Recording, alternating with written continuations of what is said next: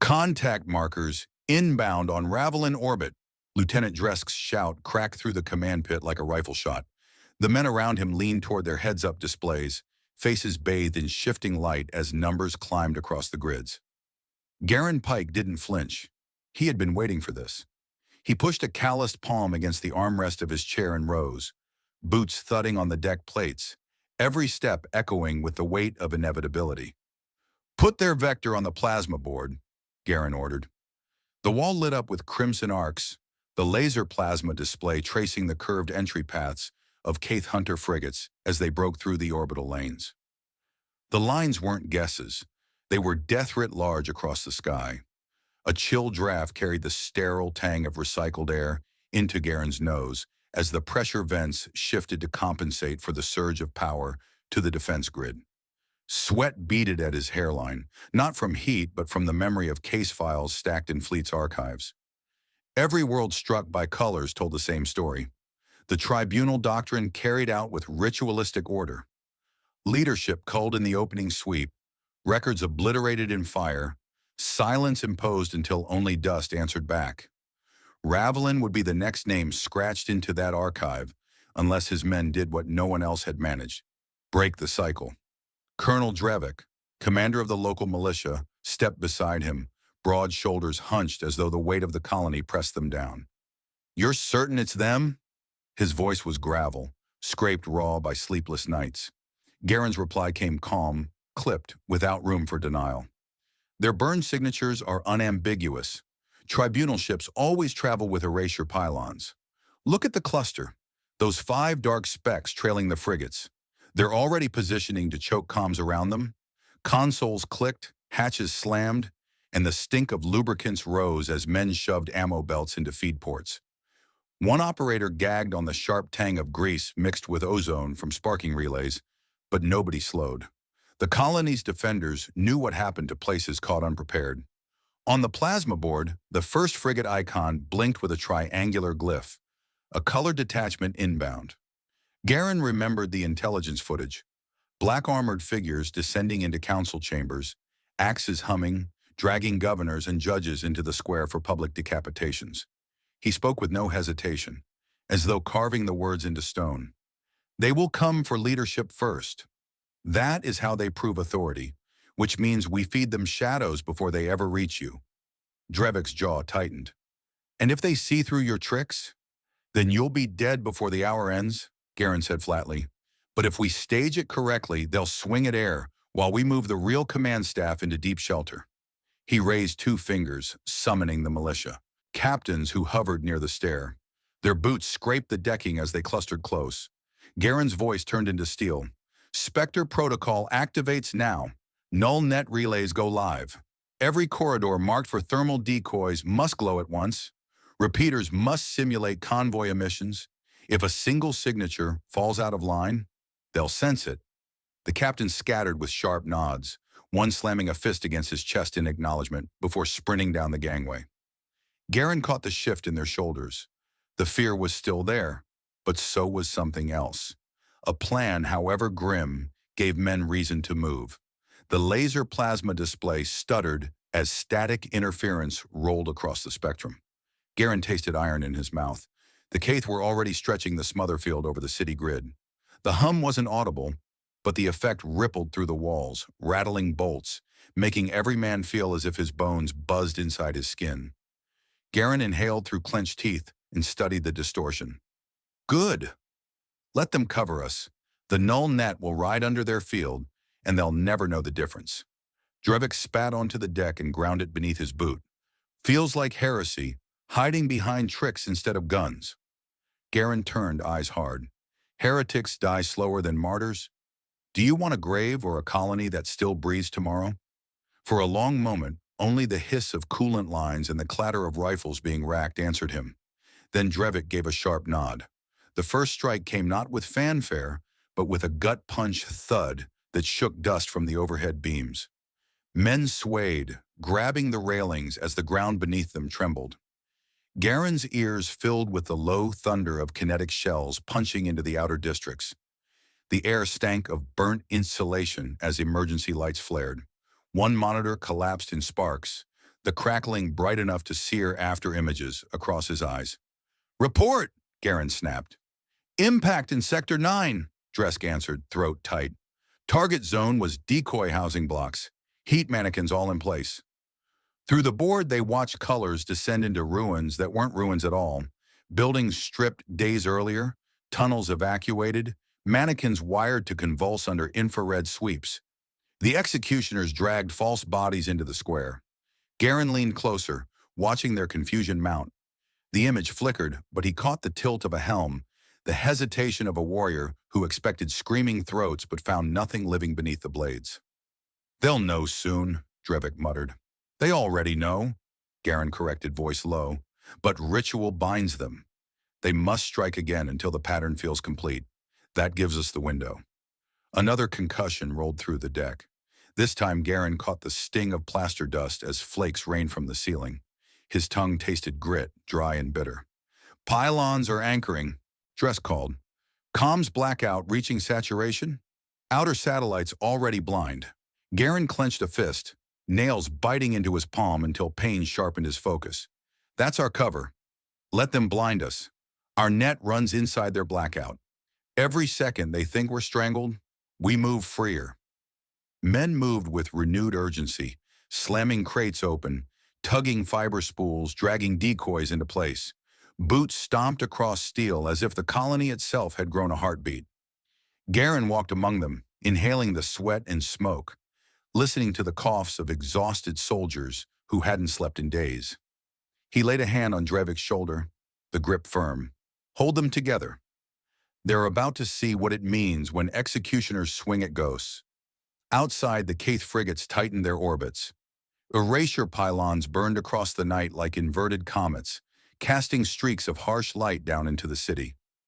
Garen's skin prickled with heat from the display as the plasma board pulsed with enemy movement. His voice carried steady, each word placed like a stone in a fortress wall. "Mark it down. Ravelin's name won't vanish tonight. They will strike, they will scream, but they will not find us where they expect." He turned back to the board, watching the red arcs converge. His men waited. The colony waited. And Garen Pike, with the weight of Fleet's untested protocol on his shoulders, waited too, calm as the storm slammed its fists against the gates. "Light them up with every decoy we've got," Garen commanded, his voice cutting through the chamber like a blade drawn from its scabbard. Operators leapt into motion. One slammed a gloved hand against a control plate, and the entire deck vibrated as insulated conduits discharged energy into the null-net grid below the city. A faint shimmer rippled across the heads-up displays as hidden emitters flared to life, feeding false signatures into the blackout that smothered the colony. Garen's throat tightened when he saw the overlay shift. The city now looked alive in all the wrong places. To the Kaith eyes orbiting above, it appeared as though convoys of heat-packed refugees crawled through alleyways, as though command bunkers pulsed with living bodies, as though governors and militia officers still huddled under bright lamps in public halls. In reality, those rooms stood empty, filled only with mannequins of molded resin, sweating under carefully tuned heaters. Colonel Drevik shoved past two militiamen and leaned over the railing, his face lit in hard crimson from the plasma board. "If they scan deeper, they'll realize half those blocks are hollowed shells." "They won't scan deeper," Garen replied, steady but cold. "Ritual requires them to strike first. Once the blows fall, they'll report success whether or not the bodies bleed." The deck smelled of burnt dust as cooling vents blasted hot air across banks of equipment, pushing stifling heat into nostrils already clogged with grit. Garen ignored the sting and walked toward the tactical pit where three operators hunched over secondary consoles. Their fingers trembled as they adjusted repeaters disguised beneath sewer grates and false chimneys. Every repeater would carry the ghost of a convoy, projecting a trail of energy like a caravan fleeing into the hills. Garen's hand rested on the back of a chair, knuckles whitening as he whispered, more to himself than the crew. "Make them chase shadows until they cut their own throats." The first proof arrived minutes later. Dresk's shout cracked again. "Enemy drop shuttles entering Sector 9. Heat decoys engaged.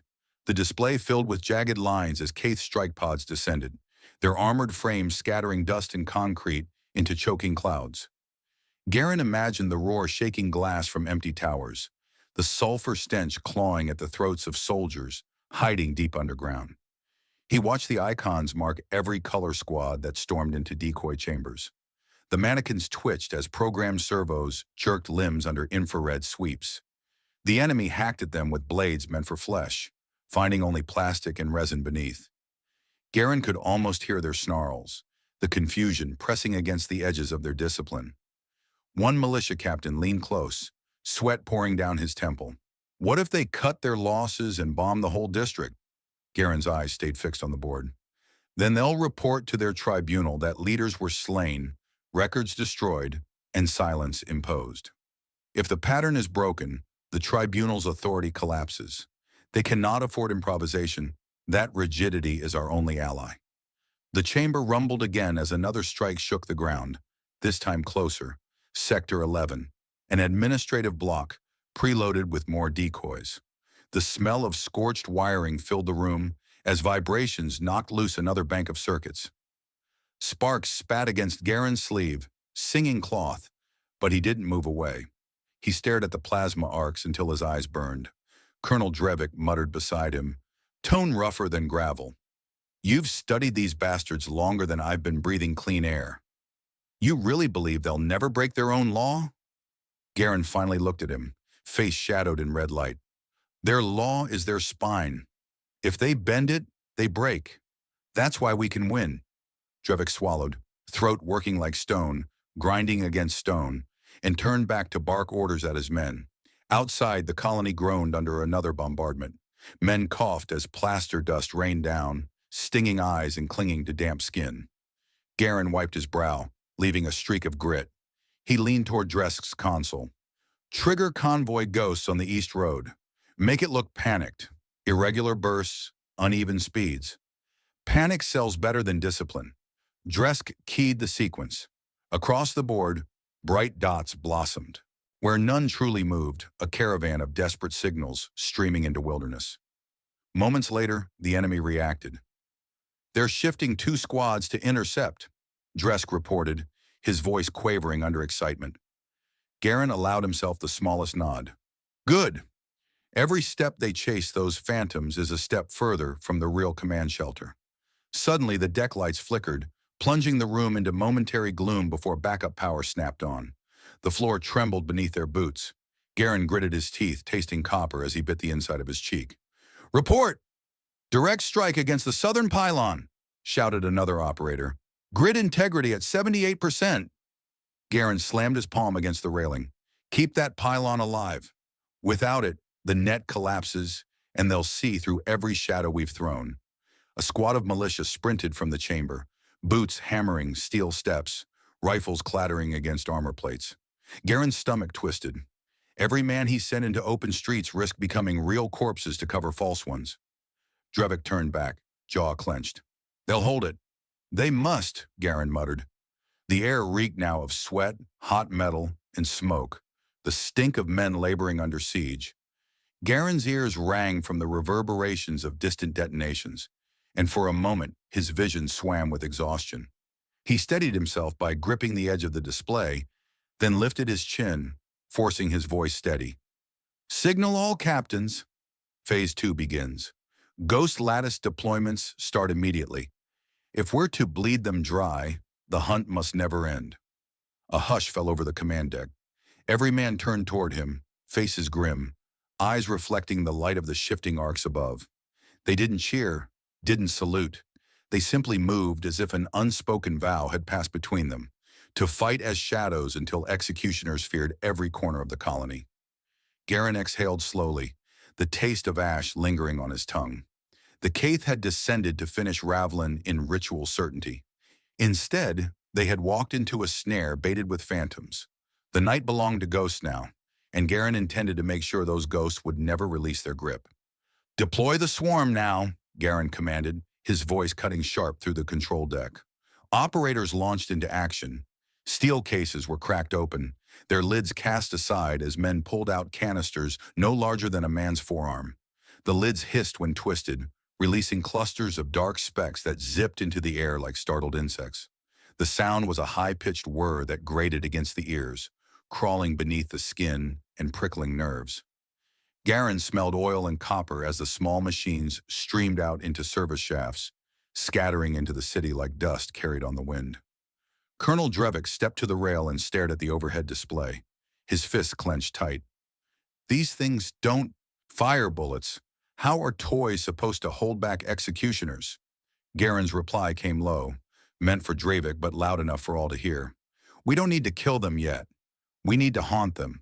Those drones will shift cloth, scatter grit, tug chains in corridors. They'll convince Kaith sensors that survivors are still running. Their doctrine demands pursuit. They will waste their strength chasing smoke. The chamber trembled as another strike shook the outer districts. Concrete dust sifted through the vents, coating tongues with a taste of chalk.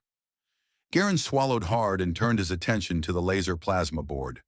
Dozens of new markers blinked, phantom signals created by the swarm. Some darted through side streets, others clung to stairwells, each carefully mapped against Kaith movement patterns. On the ground, the effect was immediate. Dresk relayed from observation posts, still alive in the grid. Enemy squad splitting. One company peeling toward Old Market, another sweeping the riverfront. They've abandoned their secondary search net. Drevik's eyes widened. They're chasing ghosts already. Garen allowed a thin smile, grim and hard. And the deeper they chase, the easier it becomes to cut their throat. Minutes stretched with the weight of stone. The deck shook again, not from bombardment, but from returning teams stamping mud and grime onto the steel floor.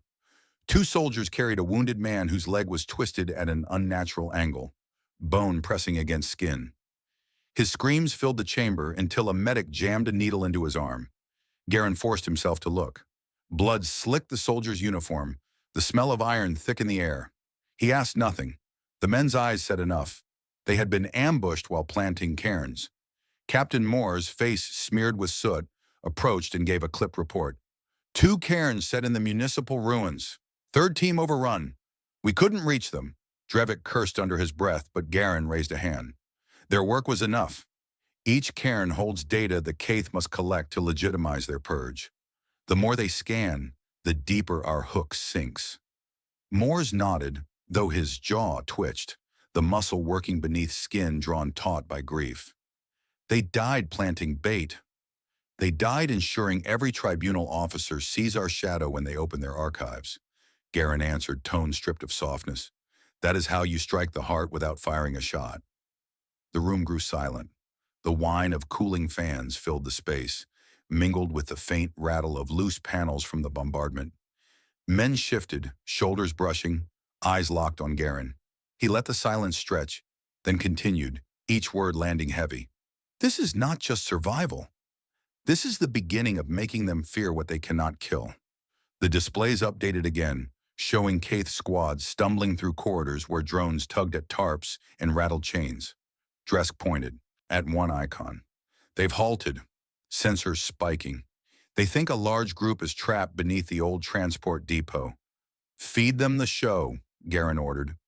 Another operator keyed the repeater chain. In the depot's bowels, hidden emitters flared, projecting body heat into the stale air.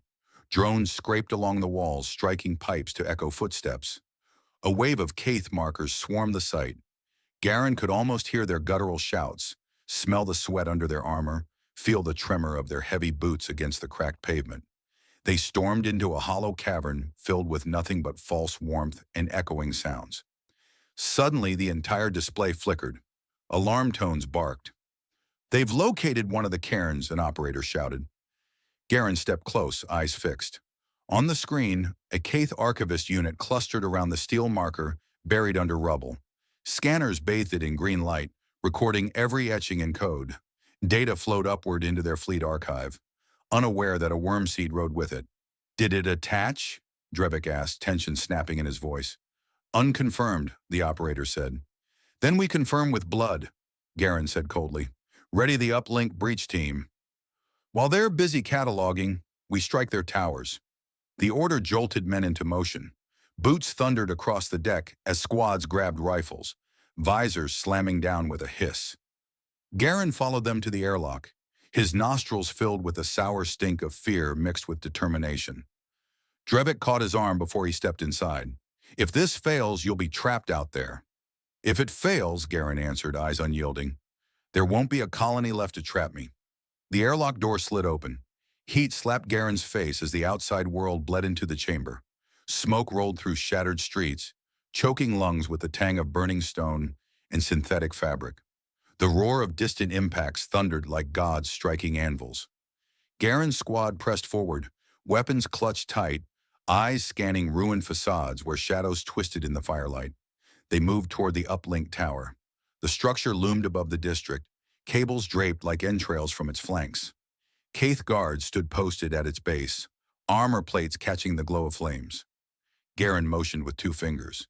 His men split, slipping into alleys that stank of charred wood and blood.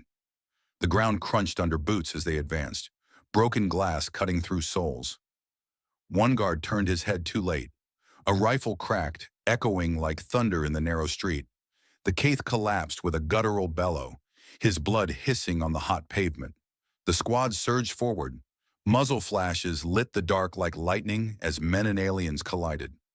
Garen's shoulder slammed against stone as he fired, the recoil punching into his chest. He smelled cordite, sharp and heavy, clinging to his nostrils as he advanced over a fallen foe. Within minutes, the base of the tower lay littered with bodies. Garen's men shoved detonators into access panels, sparks spitting across their gloves. The tower shuddered as charges blew, panels cracking open. Wires spilled like entrails. Garen jammed a small black box into the gap. Lights blinked, then steady green filled the heads-up display clipped to his wrist. "Link established," he said, voice low, steady. "The ledger thread is in place." Behind him, Drevik's voice crackled through the comms. "Then get out before they bury you under rubble." Garen turned, boots slipping on blood-slick stone, and sprinted with his men into the alleys as the tower collapsed behind them, flames leaping high into the sky. His lungs burned from smoke, every inhale scraping raw. He tasted ash, sweat, and blood at once. When they stumbled back into the command deck, eyes stung red and uniforms torn, the operators erupted in strained applause. Garen lifted his hand, silencing them. His throat rasped as he said, "The ghosts are real now. Let's make sure the Kaith never stop seeing them. Hold that relay or we lose everything." Garen's roar filled the chamber, echoing against steel walls until the operators froze at their stations. The heads-up display above them showed a growing crimson storm. Kaith icons clustered along the river's edge, squads converging on the buried relay spine. Garen's eyes narrowed as he traced their movement. The relay buoy was the only path left to push the worm seed's data off-world. If it was cut, the colony's ghost would vanish into static, and the tribunal would finish its work unchallenged. Major Brant Shaw slammed a fresh magazine into his rifle, the click sharp as a hammer on iron. He stood at Garen's side, face streaked with soot, jaw set with grim finality. "I'll take a squad. We'll keep that spine alive until the buoy detaches." "You won't make it out," Garen said, his voice low enough to force the weight of the truth between them. Shaw met his gaze without flinching. "Then I'll make sure they don't either." The air reeked of smoke drifting in from cracked vents. Ash settled on consoles like black snow. Garen's throat burned, but his words carried steady. "You hold that line only as long as needed. Once the buoy's clear, you fall back." Shaw gave a tight smile, one corner of his mouth lifting in defiance. "Orders received, but you already know how I treat orders when the stakes are this high." Without waiting for a reply, he snapped his helmet shut and motioned his men forward.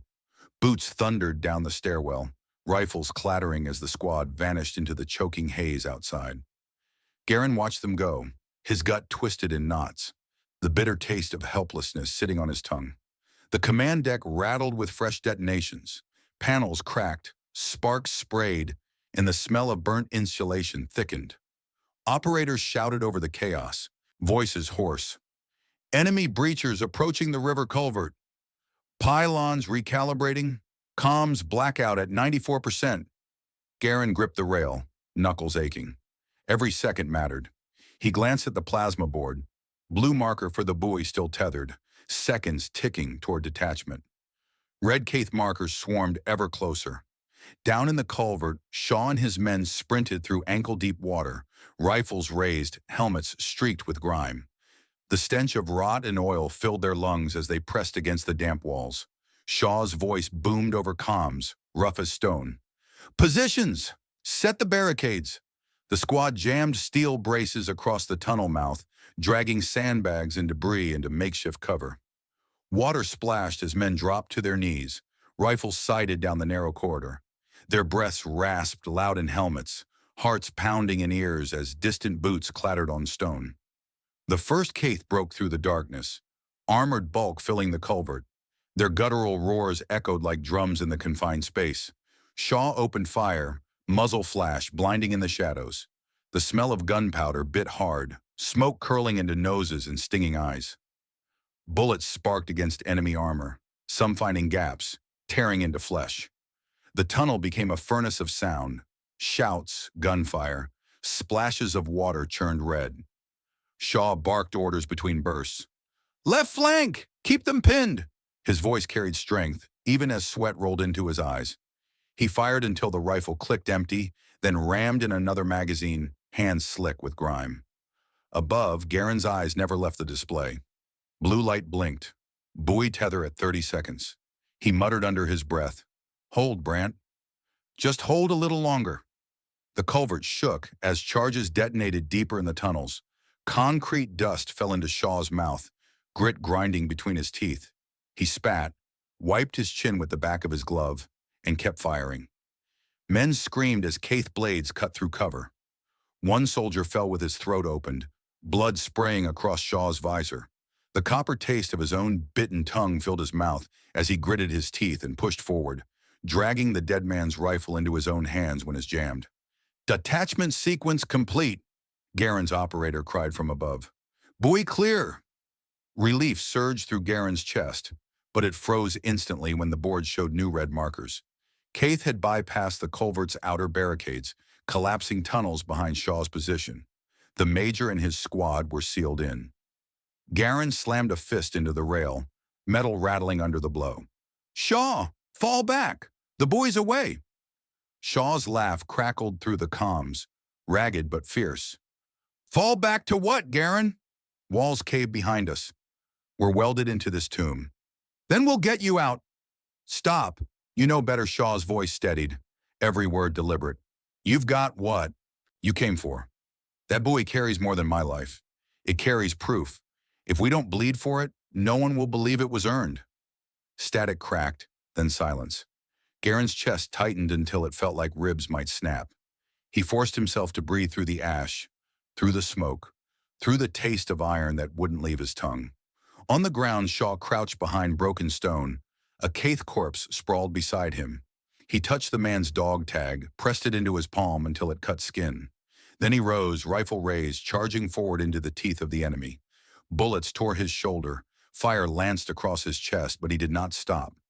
He rammed into a Cath officer, driving the barrel into the alien's throat and pulling the trigger until the body collapsed. His men roared beside him, their shouts mingling with alien cries in the tunnel that reeked of blood and smoke. Above, Garen closed his eyes for half a breath, then opened them, hard as steel.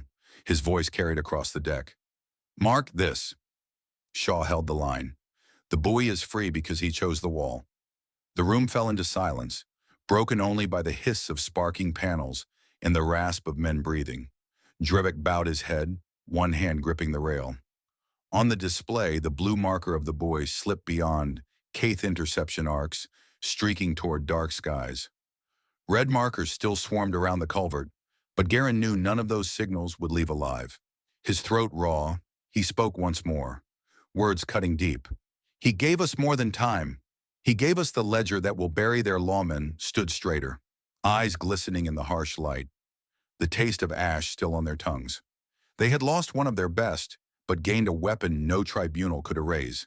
And in the culvert drowned in blood, Shaw's stand turned into legend. "Pull the buoy feed on screen," Garen ordered, his voice rough, the kind of roughness that comes from a throat seared by smoke and grief. The laser plasma display ignited with blue fire, a column of data arcs cascading across its surface. Operators leaned in, their faces reflecting shifting light. A hush spread over the command deck.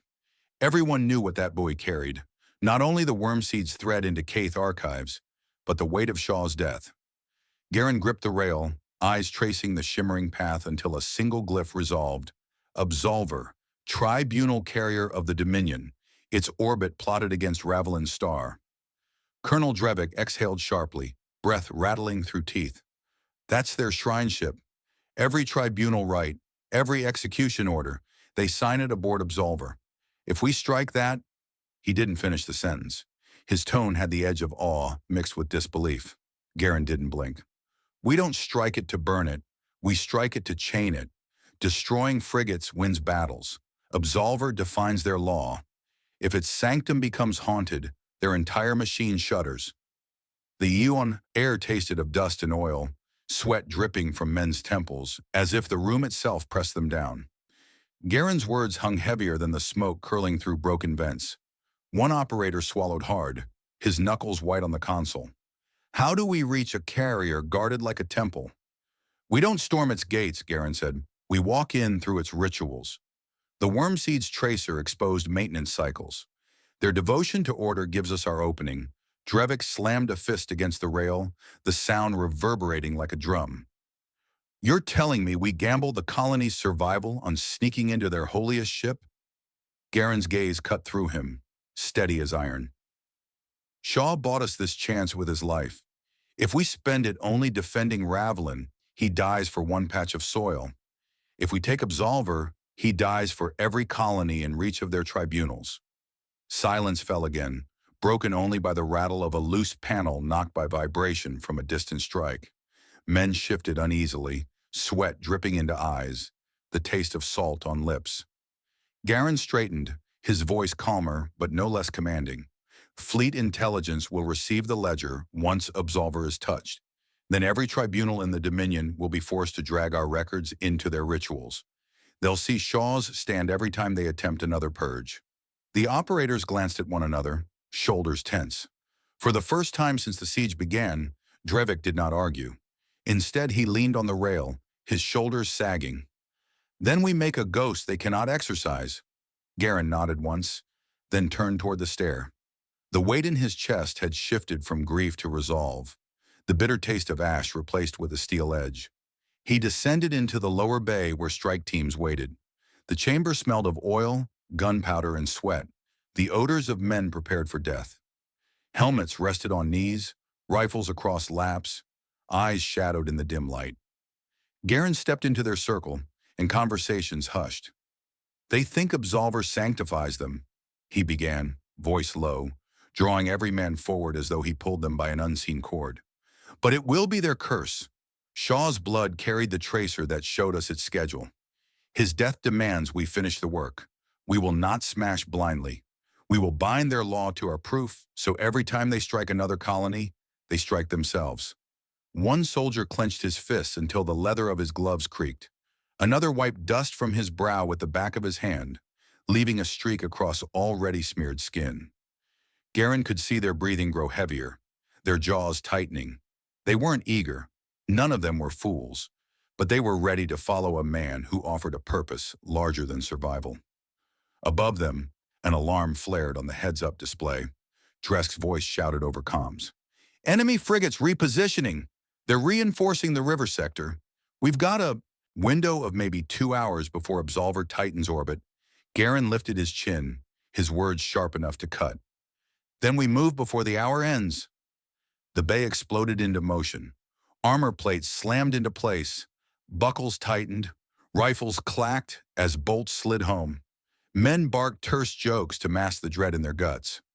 Garen caught the sound of boots scuffing against the floor, the metallic clang of dropped magazines, the rasp of belts pulled tight. He inhaled the mix of smells, oil, sweat, dust, and let it burn into his memory. These were the scents of men preparing to gamble everything. Drevik appeared at the hatch, eyes grim. If you fail, Ravelin dies with you.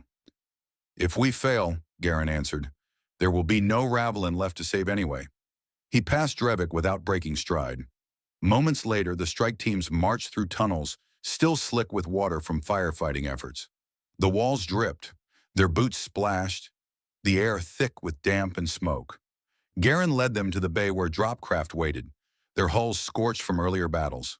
The ramps groaned as they lowered, revealing interiors lined with webbing and racks of weapons. Inside, Garen strapped himself down, the belt digging into his chest. Across from him, a young soldier clutched his rifle with trembling hands. Garen leaned forward, his voice pitched to cut through the roar of men settling in. Your fear is proof you understand the weight of what we do. Hold it! Use it! It will keep you alive. The soldier nodded, swallowing hard, his Adam's apple bobbing. The hatch sealed, cutting off the stink of the tunnels, replacing it with the sterile tang of recycled air. Engines thundered as the craft lifted, the vibration hammering into bones and rattling teeth. Garen pressed his head back against the rest, eyes fixed on the ceiling. He pictured Shaw's last charge, the culvert awash in blood, the sound of his laugh over broken comms. That image hardened him more than any order. As the craft surged upward, the laser plasma display flickered to life on the bulkhead, streaming Absolver's position. The glyph pulsed like a heartbeat, its orbit steady, its maintenance vent cycling open at intervals. Garen stared at it, jaw clenched. He spoke not to the men, but to himself, though they all heard. We walk into their temple tonight, and we will leave a ghost they cannot bury. No one answered. They didn't need to. The weight of what waited above pressed down on every chest, each breath loud in helmets, each heartbeat hammering against ribs. The carrier Absolver loomed ahead, a sanctum of law and death, and Garen Pike led his men toward it, not to destroy, but to bind it forever to the name of those who refuse to die quiet. Eyes front. Absolver's vent cycle is open for 3 minutes. This is our door, Garen commanded, his voice hard enough to steady the men strapped across from him. The troop carrier rattled as it cut through. Orbit, interior lights flickering. The air inside was hot and sour, thick with the mingled scents of oil, sweat, and scorched fabric. Helmets clicked shut, the sound sharp, sealing each man into silence except for the hiss of their breathing. Garen studied their faces through visors, the gleam of determination tempered by fear. He understood both. The bulkhead display showed the tribunal carrier growing larger, its hull bristling with pylons and ridges like the armor of some ancient beast. The maintenance vent pulsed faint green on the display, a cycle of heat exhaust that masked incoming signatures. Garen pressed his hand against the rail above him and leaned forward. We don't storm the ship. We slip inside its bloodstream. Keep your noise low, your steps lighter than air. If one sensor pings red, every gun on that hull will turn to ash us before we draw a second breath. The ramp dropped with a hydraulic groan, heat rolling inside like an oven door thrown open. Garen's boots struck first against slag-coated debris drifting near the vent. He smelled iron dust on the air and tasted bitterness on his tongue as the ash clung to his teeth. His squad followed, rifles tight in their hands, each movement careful, disciplined. They moved along the shattered remains of a burned-out service tug, using its twisted carcass as cover. Absolver loomed above, filling vision, its surfaces alive with crawling lights. The vent yawned ahead, exhaling waves of scalding air that blurred vision and made lungs burn. Garen lifted his arm, signaling the men. They pushed forward through the heat until the vent swallowed them whole. Inside, the roar of rushing gases rattled armor plates. Sweat trickled into Garen's eyes, stinging, but he pressed forward along the narrow conduit. The walls glowed faint orange, the stench of scorched stone clawing at his nostrils. Boots slipped on condensation, forcing the men to grip pipes slick with oily residue. One soldier gagged, choking back bile, but Garen shot him a look sharp enough to cut. The man straightened and pressed on. They emerged into a maintenance shaft wide enough to crouch. Darkness pressed in except for the glow of their helmet lamps.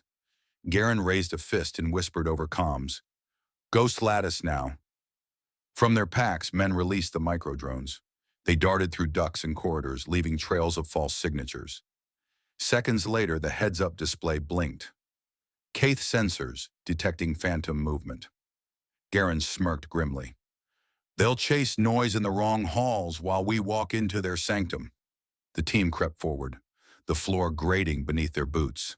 They passed bulkheads scarred by maintenance burns, the air sharp with the tang of welding residue. Far below, vibrations thudded through the structure, the sound of heavy boots, alien voices shouting in guttural bursts. The Kaith were moving, restless, already pulled toward phantom convoys conjured by the swarm. Garen led them down a steep stairwell that reeked of grease and hot coolant. His glove slid across the rail, leaving streaks black on his palm. They reached a sealed door marked with alien sigils carved deep into its surface. Garen studied the lock, then gestured. Two men pressed shaped charges into the seams. Sparks spat, a hiss filled the air, and the metal cracked open. Beyond, a corridor stretched, lined with inspection lights that buzzed faintly, casting harsh shadows. The air was cooler here, tinged with the bite of disinfectants. Garen motioned left. They advanced quickly, rifles raised. At the corner, footsteps clanged against the deck. Garen flattened against the wall, holding his breath, hearing his pulse drum inside his ears. Two Kaith engineers marched past, their armor dull and streaked with grease. Garen waited until their backs were exposed, then nodded. Muzzles flared. The aliens dropped without cries, their bodies dragged into the shadows. Blood seeped across the floor, dark and thick, its iron tang coating the air. Garen wiped his mouth, forcing the taste away. The forge vault lay ahead, deep inside the carrier's spine. Garen's chest tightened when the corridor bent and widened, revealing a massive door carved with more sigils, its surface glowing faint blue. Beyond that door rested the tribunal keys, the heart of Dominion authority. He turned to his men. Every step we took, every corpse, every lie, it leads here. This is where we bind them forever. No second chances. One soldier shifted his weight, eyes fierce behind the visor. Then we go through. Charges were placed, their sharp clicks echoing in the hall. Garen crouched, his breath shallow, lungs aching from heat and smoke. He thought of Shaw again, the sound of his laugh in that blood-soaked tunnel. Rage and sorrow mixed in his gut until it felt like fire. The blast tore the door inward, smoke billowing, the concussion rattling teeth. They surged through, rifles raised, the vault stretching before them. The chamber was vast, walls lined with crystalline pylons that pulsed with stored data. At the center stood the tribunal altar, an obsidian platform, glowing conduits running into the floor. Garen felt the temperature drop, cold air rushing across his skin, carrying the faint metallic bite of ionized stone. Kaith guards turned, weapons lifting. Garen's squad fired in unison, the roar deafening, flashes lighting the vault like a storm. The stench of burnt flesh and powder clung heavy. Garen dove behind a pillar, heart hammering, then rolled out to cut down a guard charging with a blade.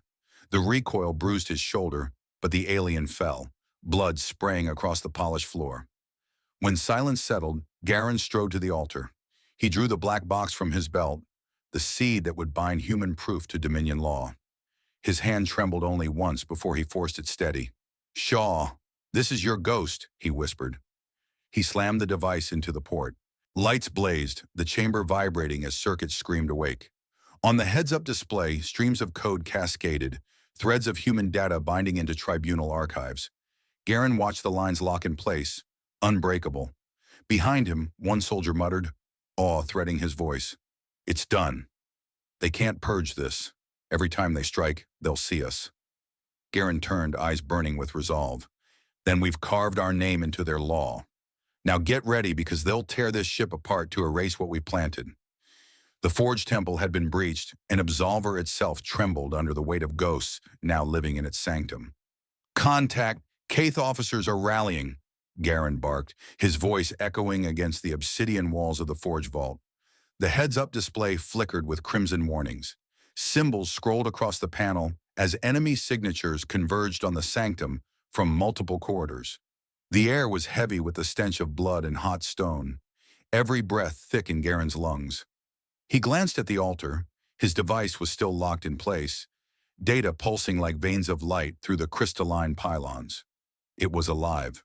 the ledger threading deeper into the Dominion's law. But Absolver's guardians weren't retreating. They were preparing to sanctify the ship's destruction. One soldier shouted from the far side of the vault, his rifle pressed to his shoulder.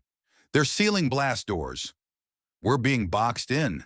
Before Garen could answer, the deck shook violently. Dust sifted from the high beams, and the floor pitched beneath their boots. Somewhere deep in the carrier's spine, detonators had armed. Garen's gut clenched. This was no random defense measure. This was a ritual purge from within. "They're invoking self-sacrifice," Garen said grimly, his words laced with both awe and fury. "They'll destroy Absolver rather than let us stain their sanctum." Colonel Drevik's voice cracked over comms, distant but urgent from the colony's command hub. "If they succeed, the ledger dies with you." "Cut their chain, Garen." Garen steadied himself against the altar. His eyes burned with sweat, his mouth dry, tongue coated with ash. "They need quorum to trigger detonation," he said to his men. "Every officer must sanctify the command. If we scramble their signatures, they'll tear each other apart hunting for the missing votes." "Then we stall them," one soldier muttered, slamming a fresh magazine into his rifle with trembling hands. The deck rumbled again. Sirens shrieked in alien tones, deep thrumming wails that made eardrums ache. Garen's visor vibrated with the resonance, his teeth rattling as if each bone in his skull hummed. The sound felt like a blade dragged across nerves. He forced his mind steady, pointing toward the corridors. "Deploy Ghost Lattice. Jam every sanctum node. Make them believe their quorum is incomplete." Drones burst from packs once more, darting into corridors like swarms of angry hornets. Their tiny rotors shrieked, scattering sparks as they brushed walls. Garen's heads-up display lit with new false signals.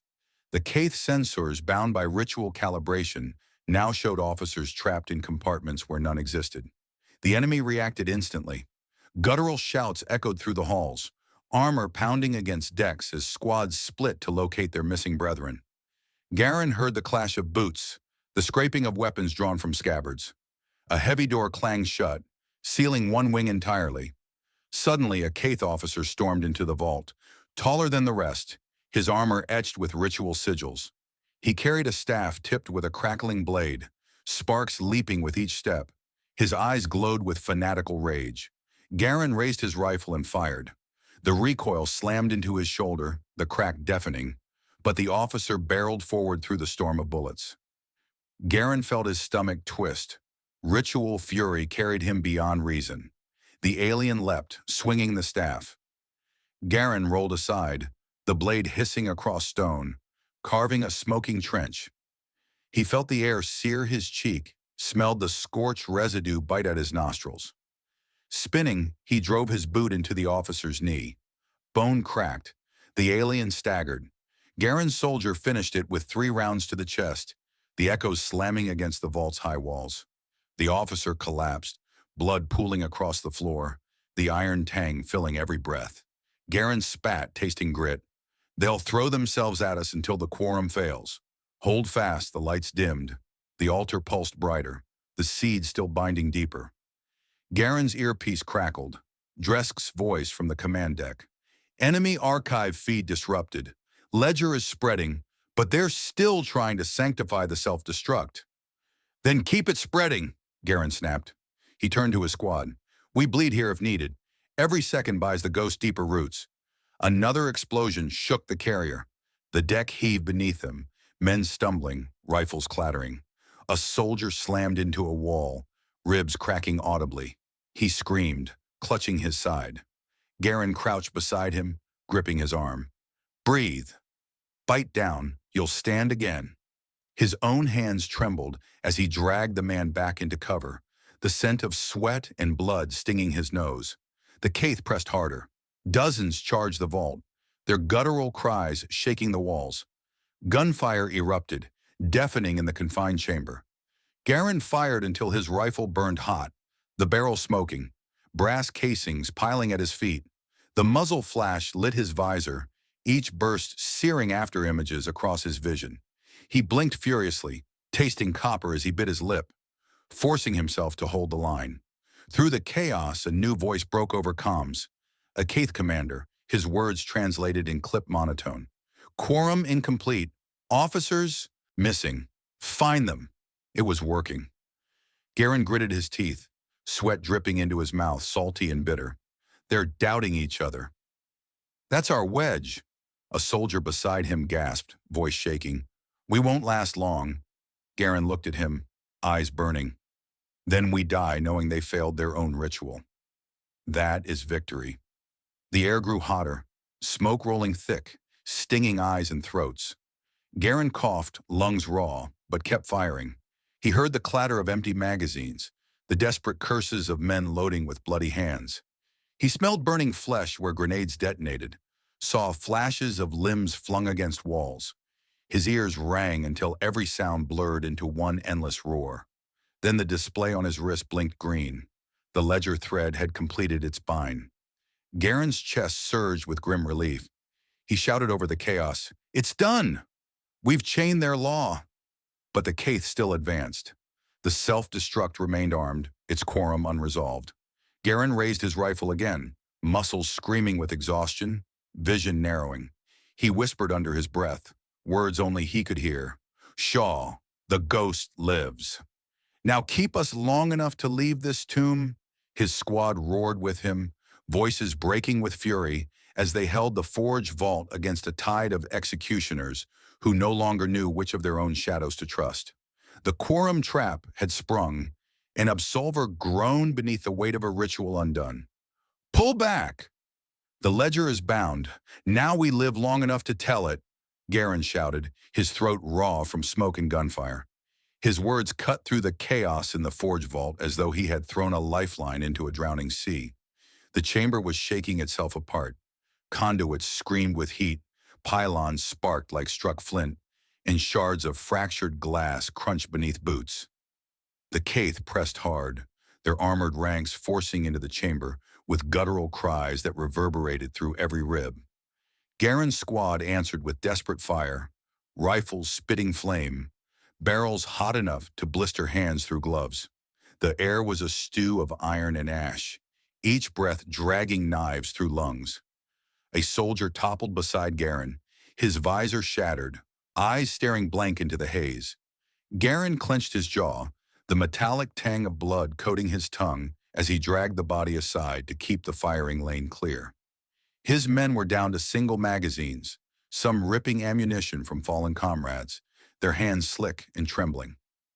"Quorum's signatures are still failing," an operator's voice crackled in Garen's earpiece from the colony's command hub. "They're tearing compartments apart looking for their officers. Self-destruct is stalled, but we can't hold that forever." "They won't find their quorum," Garen rasped, pressing his back to a column as another volley ricocheted inches from his head. He slammed a fresh magazine home, his thumb smearing grime across the receiver. "Because the ghosts are already speaking for them." A thunderous crash rattled the vault as the Caith breached through the far door, a flood of armored bodies spilling in. One carried a standard carved in bone, symbols etched in crimson that glowed in the firelight. Garen's teeth ground together, his chest heavy with hatred. This wasn't a battle tactic. It was ritual defiance. They wanted to cleanse their sanctum of human stain with blood.